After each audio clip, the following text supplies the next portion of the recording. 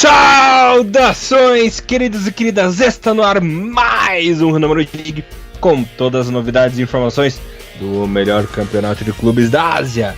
Aqui você ouvinte ficará por dentro de tudo o que rola no campeonato japonês. É isso aí, galera! Resumão completaço da semana sobre J1, J2 e também sobre a J3. Bom, como sempre, vocês estão na companhia de Elias Falares, o Barbudinho, alegria na apresentação e comentários dele, o mito, Mr. Thiago Henrique Cruz. Tudo bem com você, meu irmãozinho querido? Salve, salve Elias, salve galera, bem-vindos a mais um Renomaru. Voltando com aquele clássico de sempre, que é muito bem-vindo, J-League 2 em 1, né? 2 rodadinhas, fizemos a rodada 11 na última semana de estreia na rádio do Renomaru, e agora voltamos com a nossa programação normal. Beleza, Thiagão. Antes da gente começar o programa sobre a J-League, posso falar de duas notícias importantíssimas que envolvem o esporte japonês? Por favor, cara, diga-nos. A primeira de tudo é que o Japão conseguiu a classificação no Mundial Sub-20, né? Ficou ali como terceiro melhor, como segundo melhor terceiro colocado. Avançou de fase, lembrando que a campanha do Japão é a seguinte: está no grupo D, com Uruguai, Itália, Japão e África do Sul. Venceu na estreia, né? De virada a equipe da África do Sul por 2-1. Depois, na segunda partida, perdeu para o Uruguai por 2-0. Mas aí, no terceiro e derradeiro jogo, o Japão empatou em 2-2 com a Itália. O grande destaque aí dessa seleção japonesa é o meia Doa, né? Esse Doan que tá jogando bola, que rapaz do céu.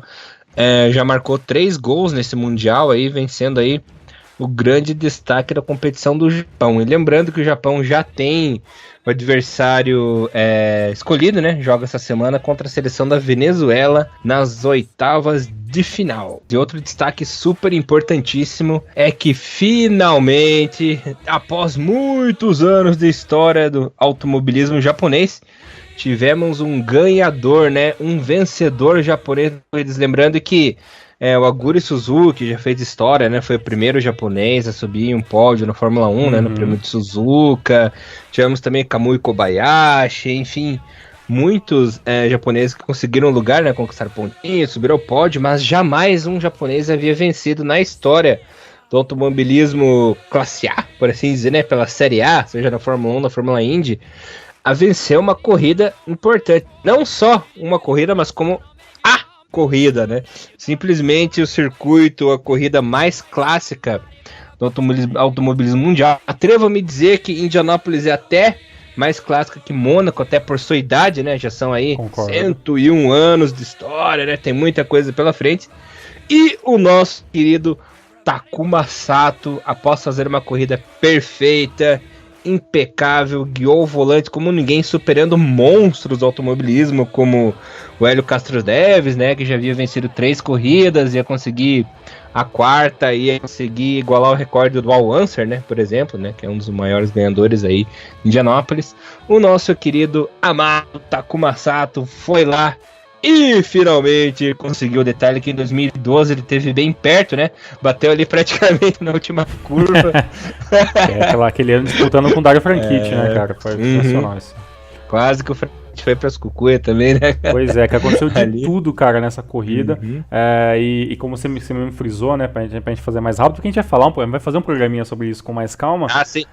Isso é só um pequeno spoiler. Sim, aquele teve aquela mas tava jogando contra quem, né? Esse japonês aí, puta, era Scott Dixon, né? O próprio Fernando Alonso que fez sua estreia na categoria do jogo, correndo as 500 milhas, foi sensacional. Tony Kanaan, Mario Andretti, Will Power, sabe? Tem uma galera classe A mesmo no esporte a motor, mesmo na Fórmula Indy, né? Que às vezes a galera tá mais acostumada com Fórmula 1, né? E acha que talvez a Fórmula Indy ainda tenha pilotos de nível B, né? Mas muito pelo contrário, é o topo do automobilismo em questão de fórmulas, né? Desses monotipo de carros que são os carros de fórmula. E foi uma corrida sensacional. Quem gosta de corrida, quem gosta também de esporte envolvendo atleta japonês, conseguiu assistir essa corrida. E essa vitória da Takuma Sato com certeza entrou para a história. E claro, já aproveitando para dar um adendo sobre o que você falou sobre a nossa seleção sub-20, e a gente tá, né, vai ficar de olho agora na próxima fase,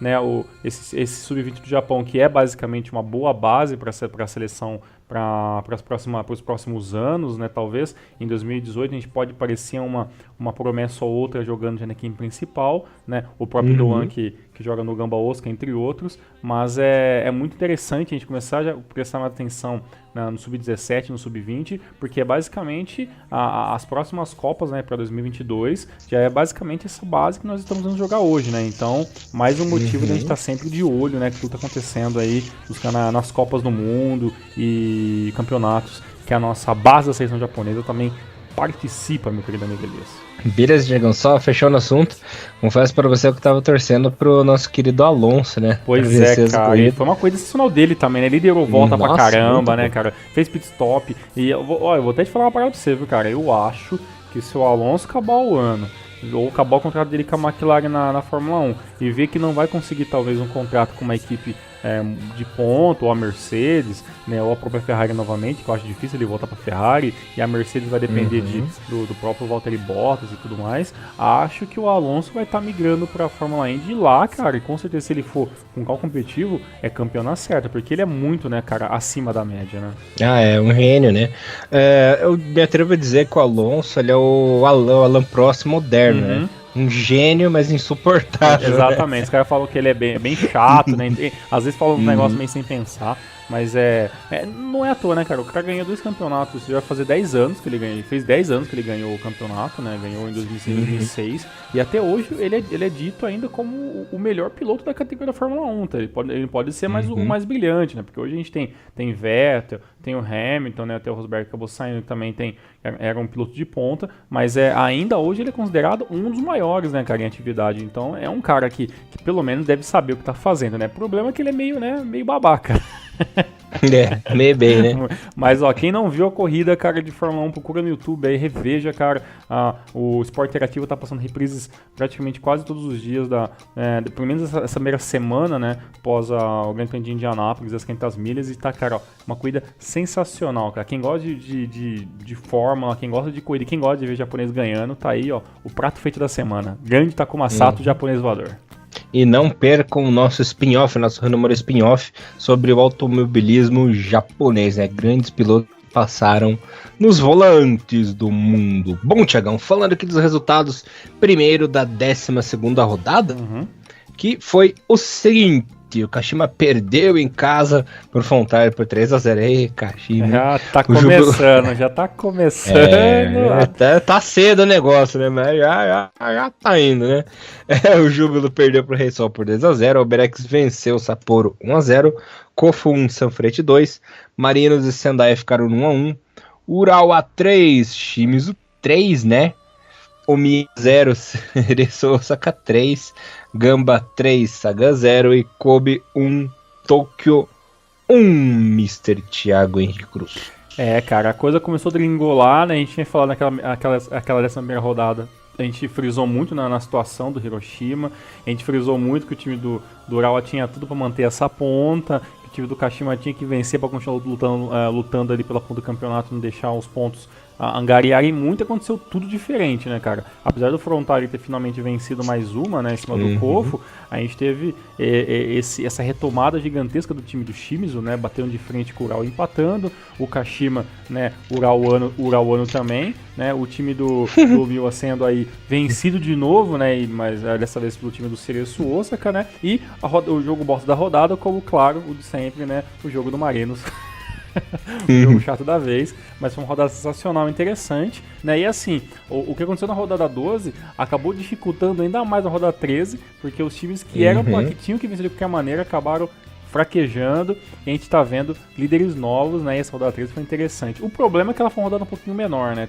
Porque basicamente os times estavam disputando a CL, não participaram dessa rodada, porque teoricamente eles estariam disputando as oitavas agora, né? Só o Gamba que não, mas O calendário ele é feito antes, né, de começar a J-League, com base com aqueles times que já estão. Então essa rodadinha ela vai ser atrasada e jogada mais pra frente, tá? Então não estranhem, porque esse resumo vai ser um pouquinho menor em questão de times, né, Elias?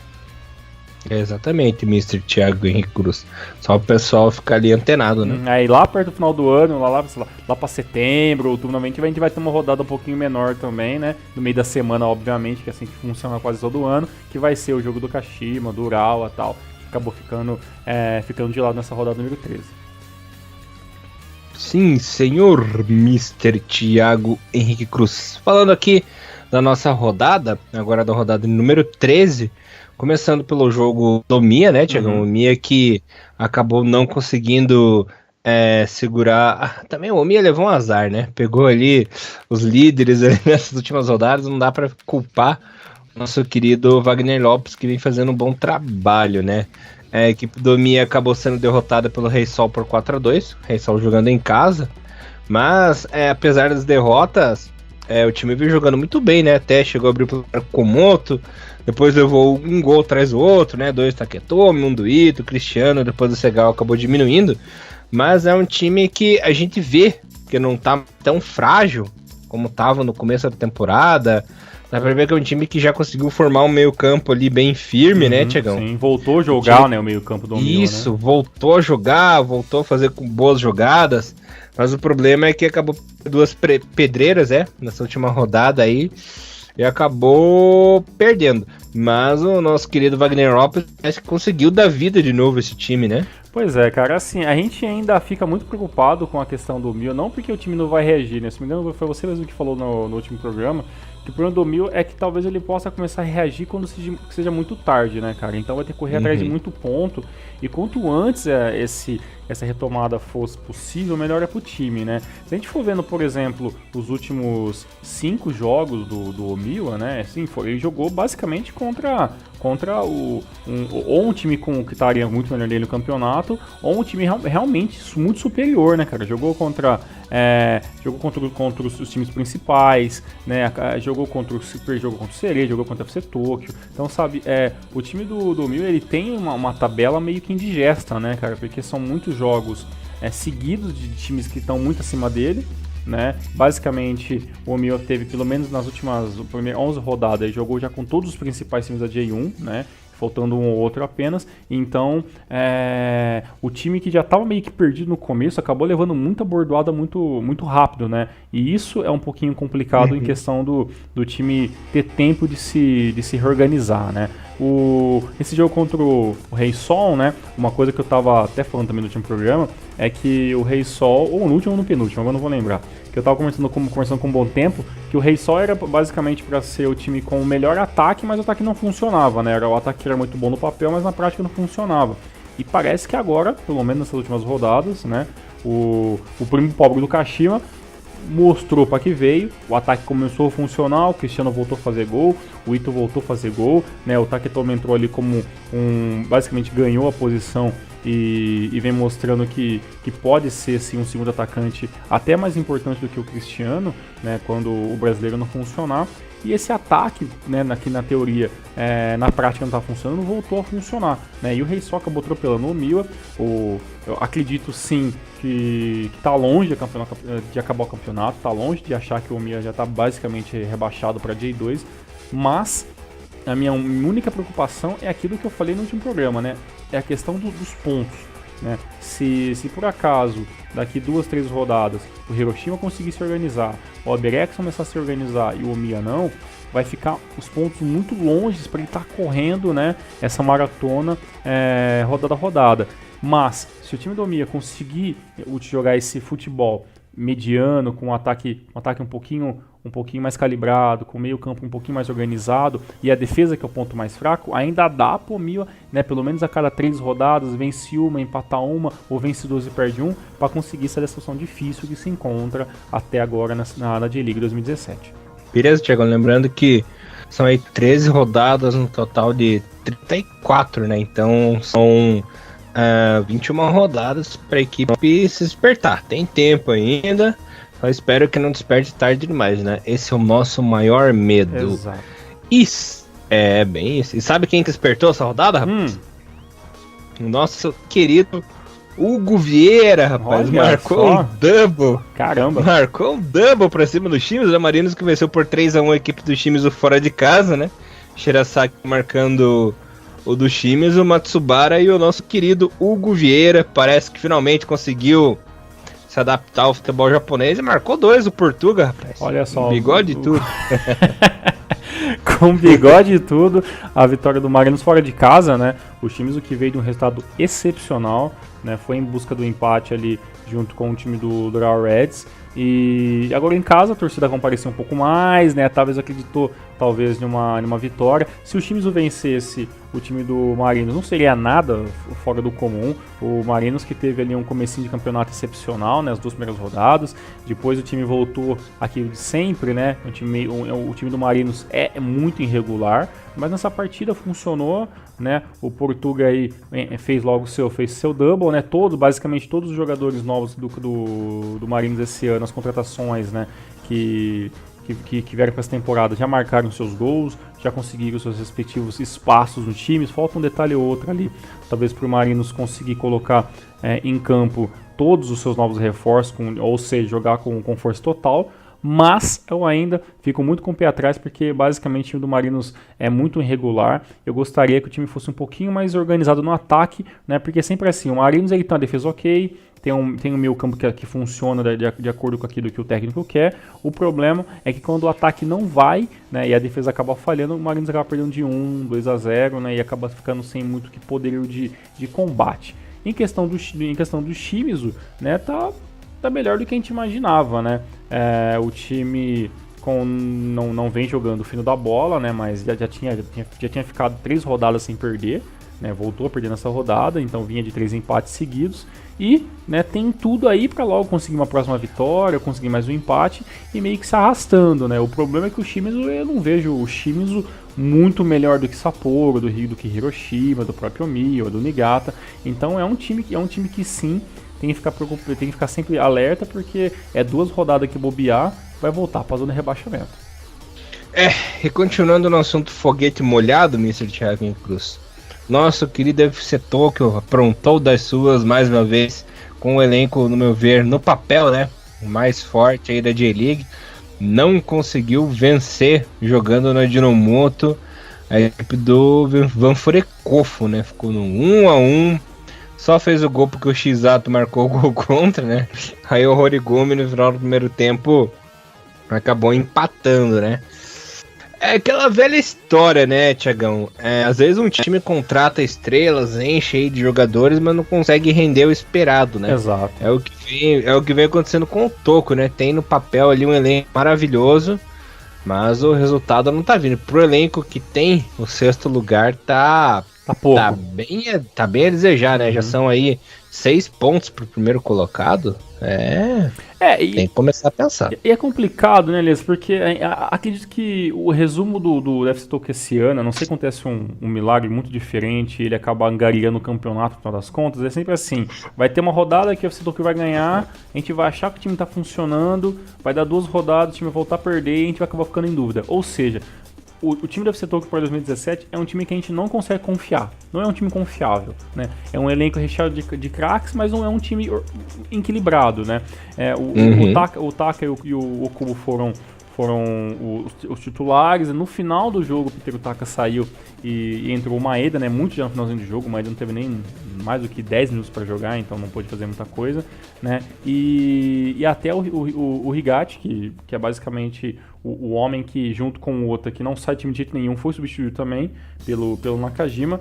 E o FC Tokyo tenta mudar ali quando as peças principais não funcionam, mas nem os reservas também conseguem fazer, às vezes, mudar esse motorzinho do time do FC Tokyo. O time do Kofu conseguiu empate no primeiro tempo, né? Ficou jogando pelo contra-ataque, né? O time do Kofu não é bobo, sabe que se fosse abrir ia acabar levando o segundo gol, né? Então o 5-3-2 funcionou muito bem pelo time que jogava fora de casa, e a responsabilidade da vitória era 100% do time do FC, né? A vitória não veio, né? A torcida saiu meio que, sabe, né? Com aquela carinha meio de não gostei muito, não teve vaias, mas também não teve muito aplausos, né?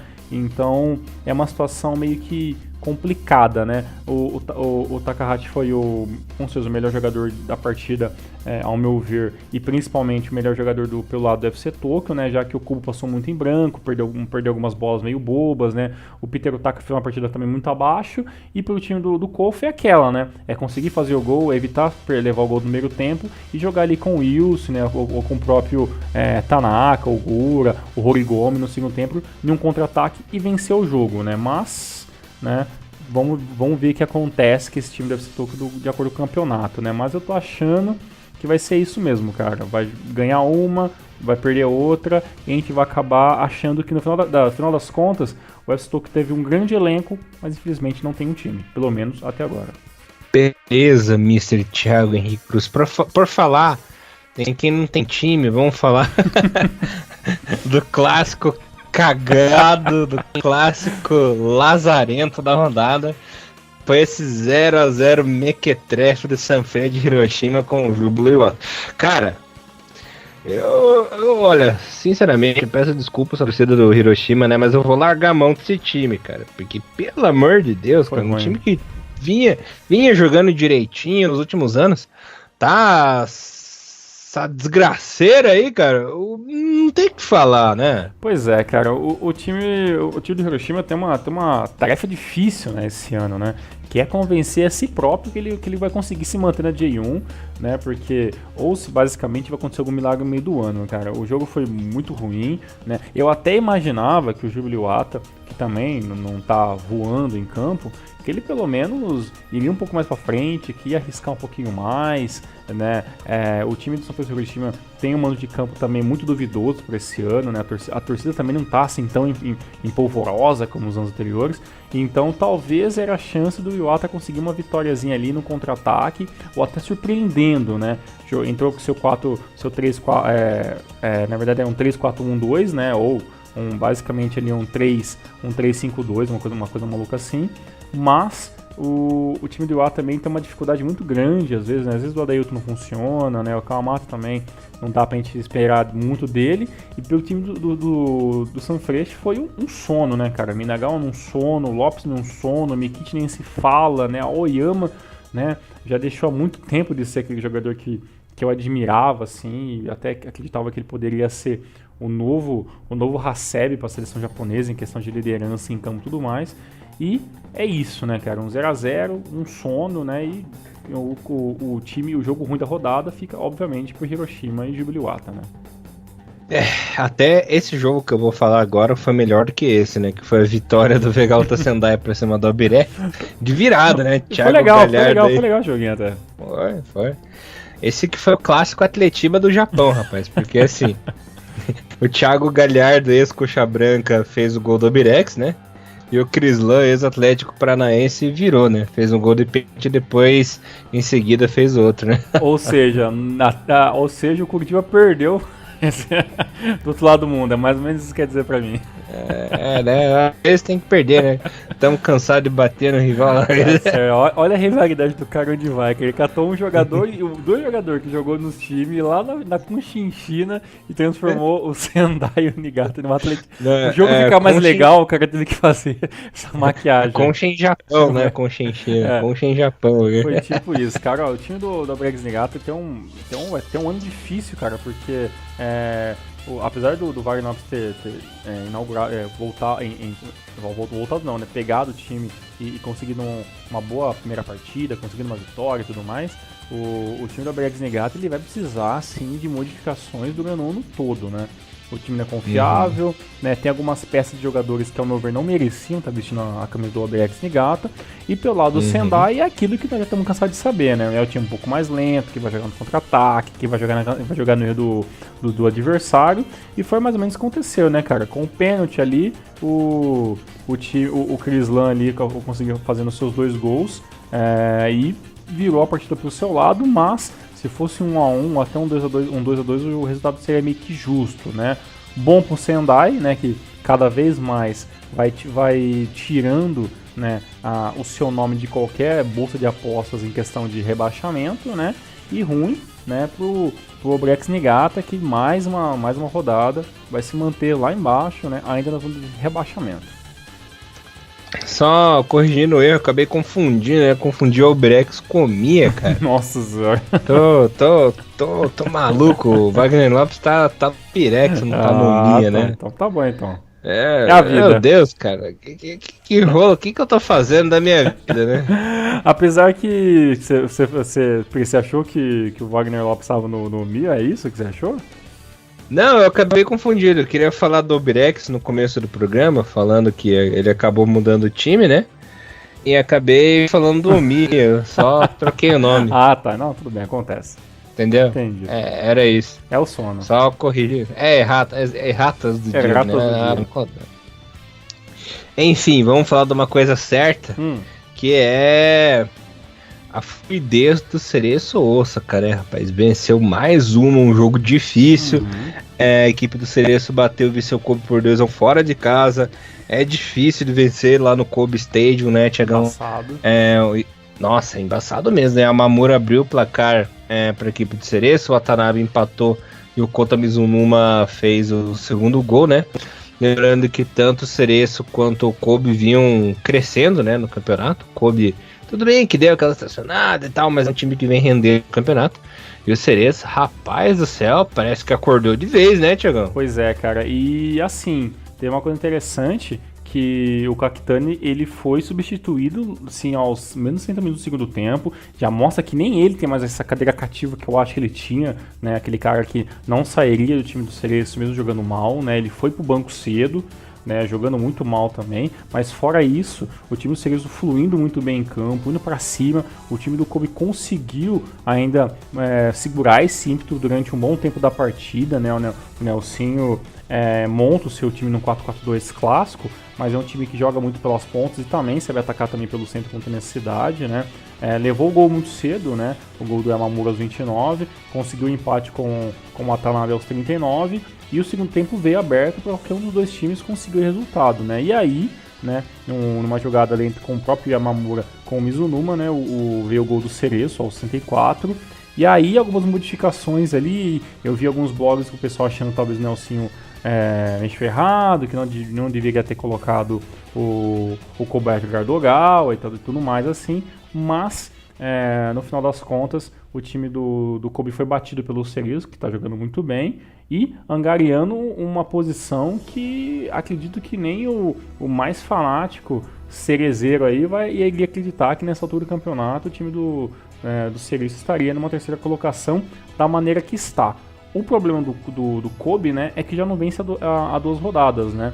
Teve um empate contra o FC Tokyo, né, na rodada 12, e agora uma derrota, né? Na próxima rodada o time pega o Sapporo, e aí é uma boa oportunidade de voltar a vencer e voltar a pensar ali em topo de campeonato, principalmente se os times da frente continuarem dando as vaciladas que estão dando. A gente pode ter aí futuramente um G3 um pouquinho diferente dos últimos anos, Elias. Só o Thiagão acredita. Só eu acreditava, né? Desde quando... eu falei pra você que era o time, era o campeão já, né? Moral de 2017 e tamo aí. Mas o mais acreditável, um time que realmente calou minha boca mesmo foi o Rei Sol. Eu não imaginava, e assim, nem nos mais longínquos sonhos a gente poderia voltar a ver o Rei Sol vencendo tantas partidas direto como fez em 2015, ou até como fez em 2016 na reta do campeonato no passado, e mostra que assim, tem uma base sólida e é um time que talvez deixa de ser campeão às vezes por detalhes, né, cara, por cansaço, por uma peça que acaba deixando de funcionar no último momento, mas que é um time encardido. Esse Rei Sol é encardido, Elias. O famoso time lazarento, né? Demais, cara, esse time é filho da mãe, cara. E a vitória, pra fechar, né, a incrível vitória, porque só empate essa desgraça, né? A incrível vitória do nosso querido Sagan pra cima do Sapporo, hein? 1-0 com o gol do Kamada. Tá melhor, né? Pra quem só fica no 1-1, Thiago, tá bom, né? Mas ainda o resultado clássico, né? 1-0, né? Jogando em casa, né? Todo mundo que faz o bolão é inacreditável. 97% das pessoas que fazem qualquer tipo de bolão sobre J-League coloca quando o Sagan joga em casa 1-0 como seu resultado padrão, né? A última vitória em casa contra o Marinos, né? Também foi 1-0, né? Aí depois acabou tendo um empate ali com o timezinho 1-1, a derrota, né, pro time do Gambosca por 3-0, jogando fora de casa. E agora, voltando à sua casa, o time do Sagan faz o seu resultado master, né, 1-0. o time do Sapporo, né, um pouquinho limitado, apesar que eu gostei do Diego Macedo ali jogando, né, não jogou basicamente ali pouquíssimo tempo, né, mas vi que ele tem uma mobilidade interessante, é um cara que talvez pode estar pensando em titularidade futuramente no time do Sapporo, e o time do Sagan é aquilo, né, é Toyoda mais 10, né? O Kamada vindo ali por trás ali como um camisa 10 ou um segundo atacante em alguns momentos. Que delícia! Que é surpreendendo. Surpreendendo a todos. Mas o time do Sapporo ainda não desistiu, né, cara? Sabe, vai lutar contra até a sorte para conseguir se manter na J-League. Eu torço muito pro time do Sapporo, porque vejo que alguns times, como o próprio Albirex Niigata, o próprio Hiroshima, estão jogando um futebol até pior do que o Sapporo em muitas das rodadas. Então, nesse momento, eu torço muito para que o Sapporo consiga escapar desse rebaixamento. Mas a J-League é assim, né, galera? Como a gente gosta de vários times, ou basicamente de quase todos, ou de todos os times, sempre para salvar um, tem que cair um que você gosta, né, cara? E nesse momento, infelizmente, tá caindo o Mia, tá caindo o Niigata, tá caindo o próprio Hiroshima. E se esses dois escaparem, ou pode cair Kovo, pode cair o próprio Shimizu, ou pode cair o Jubiluata de novo, o próprio Sapporo. Então, assim, vai doer de qualquer jeito, mas nesse momento eu tô torcendo pro time do Sapporo sair dessa situação, né, de estar ali apenas 2 pontinhos fora da zona da degola. Bom, Thiagão, deixa eu falar aqui rapidinho a classificação, a tabelinha da J1 para vocês, meus queridos. Também, esses times conseguem a vaga direto para a CL, né? E na parte de baixo, né? O Sanfrecce Hiroshima com 10, Albirex com 8 pontinhos e o Mia na última colocação com 7. Nesse momento, a artilharia, pasmem, está da seguinte maneira: Kuroki do Urawa com 11 golzinhos, e do Rafael Silva do Urawa também com 6, e o Crislan do Vegal Tendai com 6. Tá longe o Kuroki, hein? Artilheiro nato aí da J1. E uma coisa, Thiagão, bora pra J2. Bora pra J2. Maravilha. A J2 que acabou tendo sua 16ª rodada, tá bem adiantado aí no quesito rodadas, né, pra cima da J1. Tivemos aí os seguintes resultados. Olha o Renofa, hein, perdeu mais uma em casa pro Matida Zelv, né, no clássico dos times J3 aí. Oh, que coisa, hein, Renofa. Isso é pra o Thiagão, né? Fiquei enchendo o saco. O Nagano parceiro se fudeu, né? Aí o cara jogou praga pro meu Renofinho aí. Vai voltar de onde nunca devia ter saído. Renofalers aí decepcionando, né? E por incrível que pareça, o Jeff Knight goleou essa rodada, né? Bateu o Enime por 4-2. Kyoto Sanga, pra variar, passou vergonha, né? Empatou em 1 com o Gifu em casa, né? Lembrando que... Clássico. Passar vergonha é clássico. Padrão, né? O Belmari perdeu em casa pro Montedia por 1-0. Tokushima e Kawatamare ficaram no 1-1. Yokohama FC, olha só, Yokohama FC, hein? Perdeu em casa pro Nagoya Grampus. Não só, 2 seguidas já. Não só perdeu em casa, como perdeu a liderança pro Nagoya, né? Rapaz do céu. Fifari Nagasaki 1, Verde 0. Ô, desgraceiro, hein? Tá uma desgraça a rodada. O Avispa perdeu em casa pro Zaço. Olha só, cara. Foi 6-1. O Rosso Kumamoto perdeu pro Mito por 3-2. O Oita e o Fagiano ficaram no 1-1, né? E o Tsuegi Kanazawa, olha só, perdeu pro uma luta, assumiu a lanterna. Thiagão e as bruxarias, né? Ele Brujo Cruz, jogando praga aí pro nosso querido. E o detalhe, só pra completar a lambança da rodada, sabe quem que fez a grande virada do Nagoya pra cima do Yokohama? Quem, Mr. Elias? Um tempo do Shimovic, rapaz. Caraca, Shimodeus, cara, olha só. Agora com você, Thiago. Assume a bronca aí que daqui a pouco eu falo da tabela. Pois é, cara, olha, a J2 tá assim, superando qualquer tipo de expectativa, né, cara? No último programa que a gente fez de 2 rodadas atrás da J2, a gente via um Yokohama FC até podendo perder gorduras, né, cara? Já que estava liderando com uma certa, em aspas, vantagem. Essa vantagem se foi, né? O time agora volta à realidade que vai ter que sempre jogar ponto a ponto, né? Ainda a classificação é um sonho não muito distante, né? Eu vejo esse pelotão da frente da J2 muito superior à galera que tá jogando ali pela pelo meio do campeonato, né? Tirando ali o monte de Yamagata para baixo, que é o 8º colocado, eu acho muito difícil nesse momento esses times estarem conseguindo vencer esses times da frente, ou até querer disputar vagas para os playoffs ou até o título. Então eu vejo alguns times da J2 um patamar um pouco acima, né? Mas como o campeonato é muito grande, às vezes acontece, né, um deslize ou outro que os times têm que acabar evitando, né? E pro lado do Nagoya, né, é só felicidade, né? O time consegue sua terceira vitória seguida, né? E assume a ponta do campeonato pela primeira vez.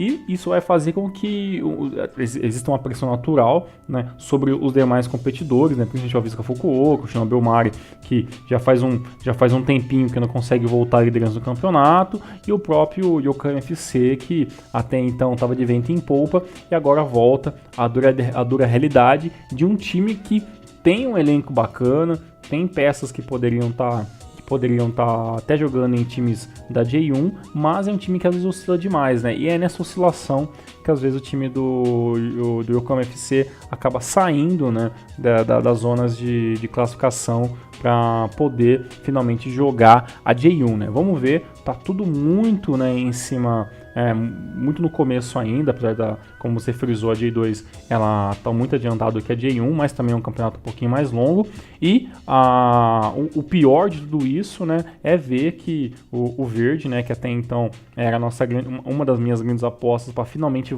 pelo menos disputar o playoff, né, já tá em sexto, né, já não ganha já a 2 rodadas, perdeu as 2 rodadas, né, tanto pro Kyoto e agora pro Iwari Nagasaki, e a gente tá vendo ele ficar cada vez mais para trás, né, desse pelotão da frente, que é uma pena, né, e tanto que se o Verde não ganhar a próxima rodada, ele pode até sair dessa zona de classificação pro Ita e pro Montedio, se caso eles vencerem, Mr. Elias Fala. Maravilha, Mr. Thiago Cruz. Só vou falar aqui a tabela completa, né, de classificação, que é a seguinte: a Nagoya Grampus é o líder com 31, seguido do Avispinha, né, o Fukuoka em segundo. Lembrando que essas duas equipes têm classificação direta à primeira divisão, né, sem playoffs. Em terceiro temos o Shonan Belmari com 30, Yokohama FC em quarto com 28, Fifari Nagasaki em quinto com 27, e o Verde, né, fechando a zona dos playoffs com 26, lembrando que dessas equipes apenas uma sobe, né, é uma tarefa bem complicada. E na parte de baixo, na parte de rebaixamento, temos em 21º Otamare Sanuki com 10, mesma pontuação do Lanterninha, né, o Renofa com 10, lembrando que o primeiro time fora da zona é o Zaspa Kusatsu Guma com 13, né, então não tá tão desesperador assim, mas tem que ficar de olho. A artilharia do campeonato é a seguinte: o Wellington do Avispa com 10 golzinhos, seguido do Layab do Yokohama FC com 10 também, e o Roma do Fifari Nagasaki com 8, Mr. Thiago Henrique Cruz. Olha aí, vai ser um campeonato bem interessante, cara, vamos ficar de olho aí, mas eu acredito que não é para se desesperar, o Renofa pode sair e tem time para sair da situação, né? A questão é, vamos ver aqui 2 rodadas como é que vai estar a função do time mais uma vez, Elias. Maravilha, vamos agora para a J3. Bora. Partiu então, Thiagão. A J3 que está na sua 10ª rodada com os seguintes resultados. Laubitz bateu no Kagoshima United por 1-0. Nosso querido Yokohama City, né, perdeu mais uma em casa para Azul Claro no Mazo, né, por 4-1, rapaz. Levou uma sapatada. Não foi uma sapatada, foi a sapataria inteira, né? Sagamihara ganhou de 1-0 o Totiri em casa. O Fujieda, olha o Fujieda, hein? Perdeu por Yukyu por 2-1. Gainari Totori 1, Fukushima United 2. Parceiro Nagano 1, Katalera Toyama 0. Chegam feliz. Gamba, olha o grande clássico da rodada, né? O Gamba Osaka Porqueira e o Cereço Osaka Porqueira, né? Sub-23 ficaram no 0-0. Nem aí, o Gamba, nem o Sub-23 o Gamba consegue ganhar do Cereço Sub-23, né, cara? E a mandinga tá forte, a mandinga nessa cerejeira tá forte. É impressionante, tá complicado aí. E o Giravans bateu o Toco Sub-23 por 1-0. Detalhe, né? O Gamba Osaka Sub-23 tá mofando lá na lanterna do campeonato. Que mofe, cara. Tem que mofar todos. Eu quero que os 3 morram ali, né? Por ordem alfabética. Todos os 23 morrendo ali embaixo. O Gamosca Sub-23 conseguiu a proeza de ficar atrás do Kurama City. Que é sempre a porra da lanterna do cara. Essa é a Gen 3, cara. Muita alegria, muita felicidade. Pelo menos os times Sub-23 perderam, né? Ou nem chega o saco, porque vamos vencer ali o UFC Tokyo. E os times ali, os sereios acabaram se enfrentando, não atrapalhando o resto da tabelinha, né? Mas a gente fala reclamar em questão, né? Porque todo mundo que já ouviu no Morando Tempinho sabe que eu e Elias somos contra essa galera 23 tá no meio dos times da J3, que isso achovalha, né? O campeonatinho que tá crescendo cada vez mais. Pela parte da ponta da tabela, né? O Blobs está muito bem, já tá começando a criar uma pequena gordura aí. O Totig tá logo atrás ali querendo, e aí, ó, dá pra pensar até ali num parceiro, um Cataler Toyama ali, pensar em Azul Claro, lutar por qualquer coisa nesse ano de estreia é um pouquinho demais, né? Mas, apesar que a gente sabe que talvez fique ali entre o Blobs e o Totig, mas quem sabe ali até o Cataler Toyama e o Nagano pode estar beliscando essa vaguinha pro playoff, pelo menos. A questão é, a gente vai ter que ver o seguinte: quem que vai ser o time que vai ter menos perna primeiro? Se é o Totig ou se é o seu parceiro Nagano, que sempre faz isso mesmo, ou se é o Cataler Toyama, que vai acabar tirando o pé do acelerador, porque eu não vejo ninguém jogando melhor do que o Blobs daqui tá nesse momento no Street. O parceiro tá chegando, mas o Blobs realmente tá muito bem, né? Tá com a corda toda aí pro campeonato. Acho que dificilmente vão conseguir. Mas vamos ver, né? Sabe como é que é J3, né? Lembrando que não muito tempo atrás, né, Tiagão? Quem tava com a corda toda era o parceiro Nagano, mas em 2015, né? Foi em 2015. Sim, quase subiu. Quase subiu, mas daí acabou não rendendo, né? E o nosso querido Renofa Yamaguchi foi lá e conseguiu o título, né? Lembrando que naquela época só subiu o primeiro, né? Subiu o primeiro direto e o segundo pegava o playoff, né? Exato. Acho que a primeira rixa aqui no Renomaru entre o Elias foi o parceiro Nagano com o Yamaguchi, né? Pra ver quem conseguia subir, e eu acabei tomando no brioco e tô aí até hoje na Day3 com o parceirão. E até agora esse lazarento não me pagou a aposta, né? uma hora eu vou acabar pagando. Tá assim que eu lembrar o que é. Mas é isso, Mr. Elias. Maravilha, Mr.